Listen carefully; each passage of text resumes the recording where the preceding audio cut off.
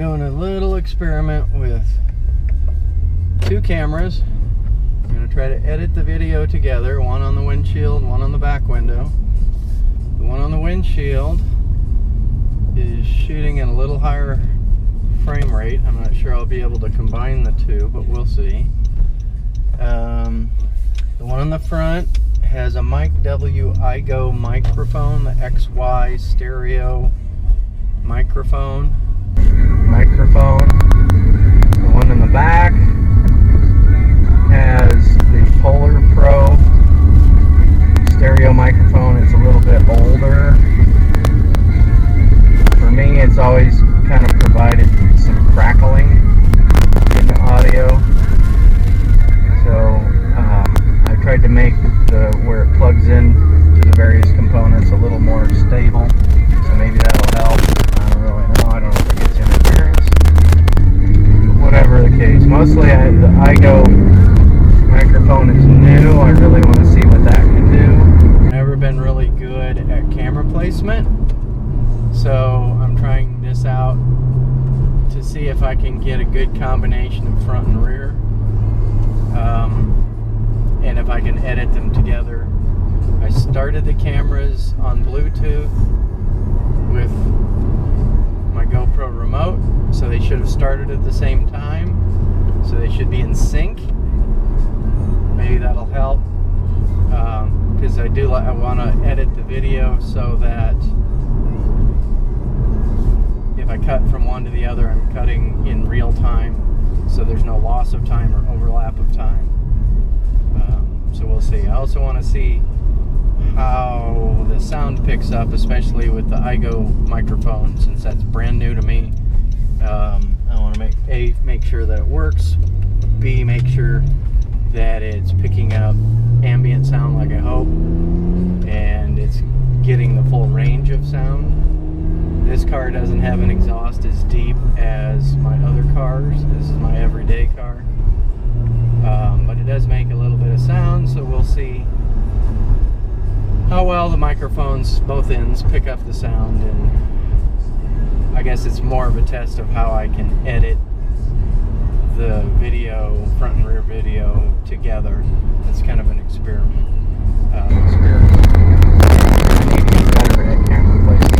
I've got 3 different GoPros, so there's no reason I shouldn't be using multiple cameras.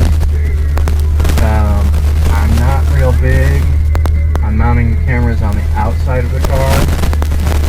I'm just always afraid that one's going to fall off, especially the kind of car activities I do. Usually doing, autocross, road courses, or drag racing, or what I did recently was having 1 mile runs. So there's a lot of movement of the car and speed. And while the suction cups are rated, I think that GoPro says up to 150 miles an hour. That's all great. But even at that, number one, I don't want a suction cup to my paint. I guess that's just a me thing. And I don't want to lose a GoPro off the side of my camera, or off the side of my car. I mean, I suppose, given where I'm doing these things, I could find the camera, but who knows what would happen to it. I typically run with the naked frame, so the camera's not particularly well protected. I guess if I strapped it to the outside, I would use the case. Since I use external microphones, I'd have to use a skeleton case. I think it would still protect the camera for the most part, but anyway, just always been a little paranoid. I've never had it come off on the windshield or window or sun moonroof mount, but the sides of the car is not always flat, and again, I don't want to stick it to the paint. So anyway, so I'm hoping I'm going to turn the radio off. Don't need that. Nice to see if it was picking up the ambient sound. Let's turn it back on, I guess, just for a minute. Turn it up a little bit.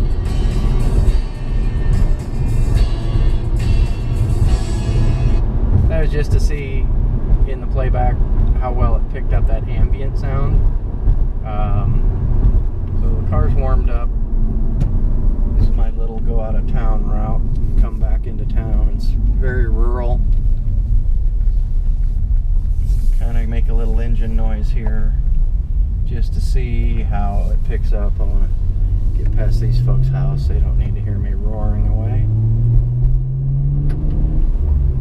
But, okay.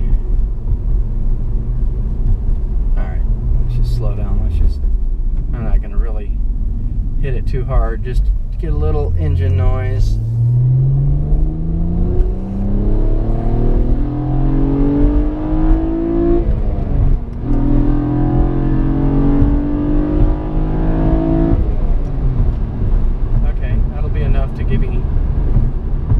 I know what it sounds like, obviously, from being the driver in this car for many years. So we'll see how it comes across on the video, especially given the microphones I'm using. The iGo microphone I have mounted to the camera on the windshield is facing forward. My quick little test at home showed that it picked up sound pretty much in a 360-degree pattern. It even picked up sound pretty good from behind the microphone. But I have the microphone more or less pointed at the windshield, maybe a little bit down towards the top of the dash. I know where the engine noise will be coming from. But the sound also comes from the exhaust, which is coming from under the car. So I'm hoping it picks it up a little better. I mean, the reason I'm really interested in how the iGo microphone works, number one, I want stereo. But the PolarPro microphone I had for years and I've used always has a little bit of ticking in it, a scratchy sound when things are really quiet.